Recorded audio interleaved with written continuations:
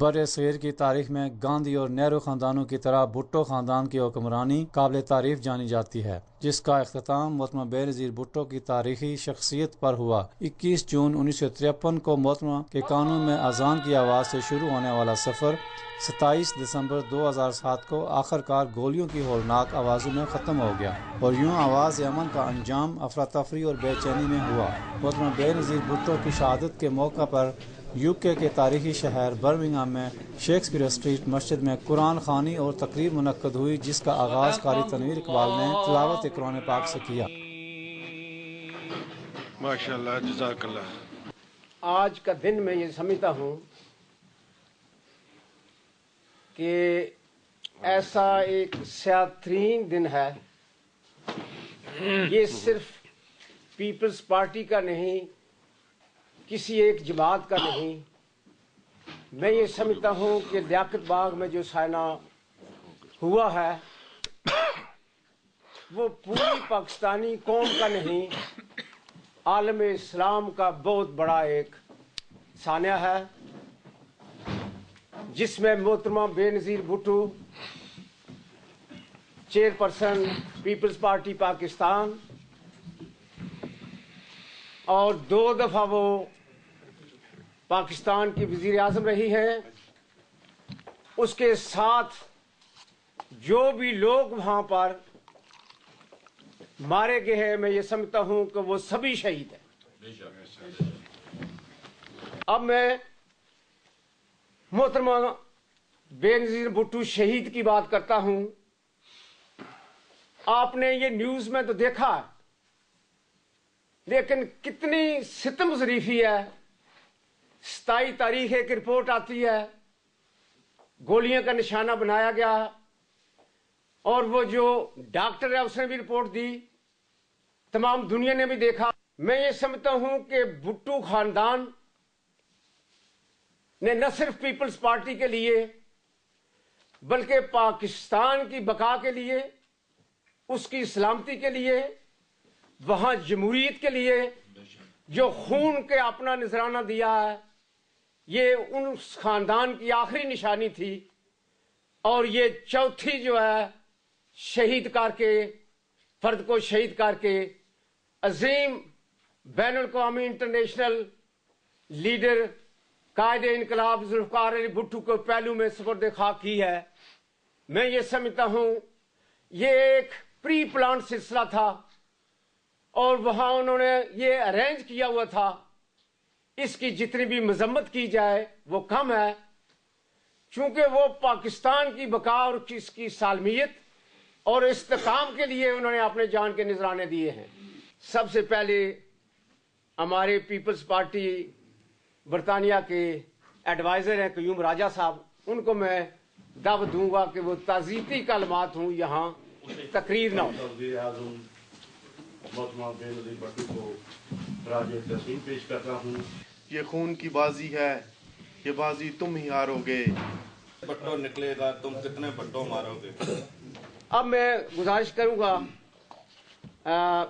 مرزا صدیق صاحب سے کہ وہ مختصر۔ میں تاجر کی گرائیوں سے آپ کے پیپل پارٹی کے دکھ درد میں شامل ہوں اور بے نظیر کے خاندان کے دکھ میں شریک ہوں۔ لبریشن لیگ کے فارن سیکرٹری ہیں چودھری ظفر اقبال ایڈوکیٹ، ان سے گزارش کروں گا کہ وہ اگر ہمارے ملک میں لیڈر محفوظ نہیں ہے تو ہمیں ہندوستان کے ساتھ کیا جنگ لڑیں گے؟ ہمارا تو دشمن ہے وہ باہر پڑا ہوا ہے۔ ہماری آج پاکستان کا جو حال ہے وہ یہ نفسا نفسی کے دور میں داخل ہو چکا ہے، اور ہمارا ملک جو ہے ایک خونی انقلاب کی طرف بڑھ رہا ہے۔ تو ہمارے سیاستدان جو حکومت میں شامل ہیں ان کو چاہیے کہ کم از کم وہ یہ کام جو بند کریں کہ ہمیں باہر سے ہمیں خطرہ نہیں، یہ اندر سے ہمیں خطرہ ہے۔ تو جو بھی ہمارا یہ نقصان ہوا ہے یہ اندر سے کیا گیا ہے۔ چودھری انصر سے گزارش کروں گا کہ وہ تعزیتی الفاظ جو ہے وہ۔ اصل سیاسی تقاریر کا دن نہیں ہے، آج کا دن سوچنے کا دن ہے، فکر کا دن ہے۔ آج جس مجلس میں ہم بیٹھے ہیں، کل نفس ذائقہ الموت، اس منظر سے ہر ایک نے گزرنا ہے۔ اب میں جناب مولانا الطاف صاحب سے گزارش کروں گا کہ وہ اپنے خیالات دل کے پھپھولے جل اٹھے سینے کے داغ سے، اس گرد کو آگ لگ گئی اسی کے چراغ سے۔ मोहतरमा एक इंटरनेशनल लेवल की लीडर थी, खराज तहसीन पेश करते हैं। अल्फाज नहीं है कि कैसे बयान करें कि इतना बड़ा हादसा, ये कत्ल जमहूरियत का कत्ल, एक कत्ल इस्तेकाम पाकिस्तान का कत्ल। साजिद यूसुफ साहब, मीडिया से हटकर मैं उनसे गुजारिश करूंगा कि वो अपने ख्यालात का इज़हार करें।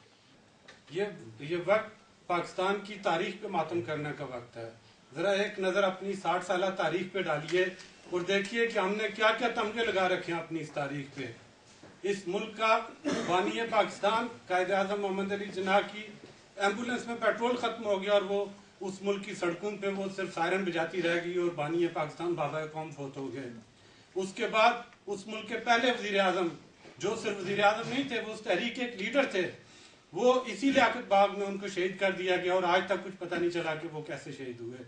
उसी मुल्क में जुल्फकार अली भुट्टो जैसा शख्स, जो मेरा आपका सासा नहीं था, वो और आज फिर उसी मुल्क की साबिक वजीर आज़म, 2 दफा रहने वाली वजीर आज़म, इतनी बड़ी लीडर, उनको इस तरह दिन दहाड़े मार दिया जाता। और मुझे नहीं लगता कि इनके कातलों को भी मुतालबात जायज़ हैं, करने भी चाहिए, लेकिन हमारी 60 साल तारीख बताती है कि इस तरह के जो काम होते हैं उनके जिम्मेदारान को कभी ना उस मुल्क में पकड़ा गया और न पकड़ा जाएगा।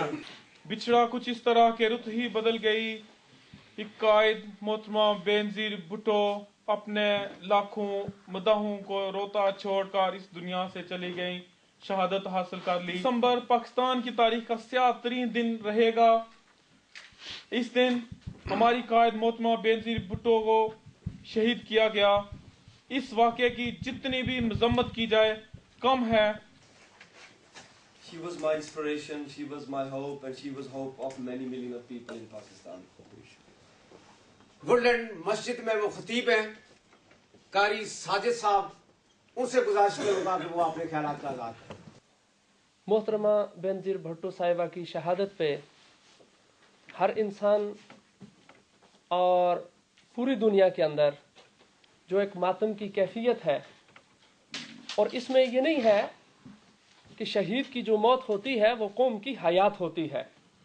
इसलिए बेनज़ीर एक मिशन का नाम था, एक नज़रिए का नाम था, और इंसानों के ख़त्म होने से वो नज़रिया ख़त्म नहीं होता है।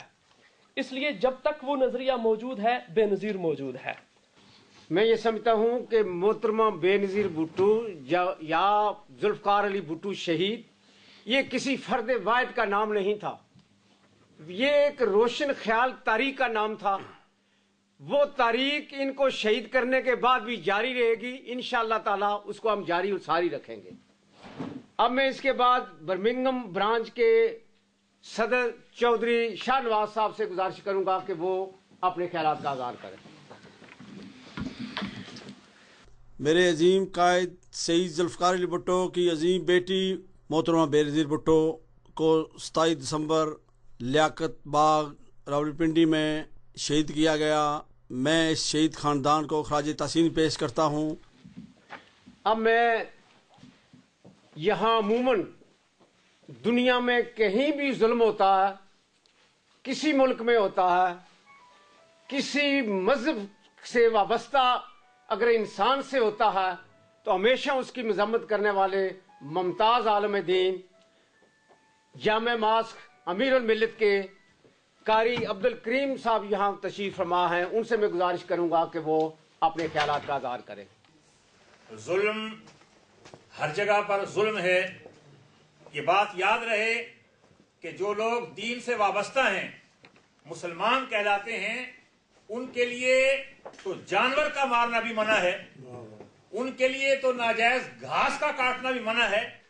कुरान शरीफ पढ़ते हुए वो वक्त एक याद आया जब हम शहीद भुट्टो की बरसी मनाने के लिए लंदन में बैठे हुए, क्योंकि मैं थोड़ा जल्दी में सपारा पढ़ रहा था और वक्त कम हो रहा था, तो मोहतरमा अपना सपारा पढ़ रही थी, ज़रा उनकी रफ्तार आहिस्ता थी।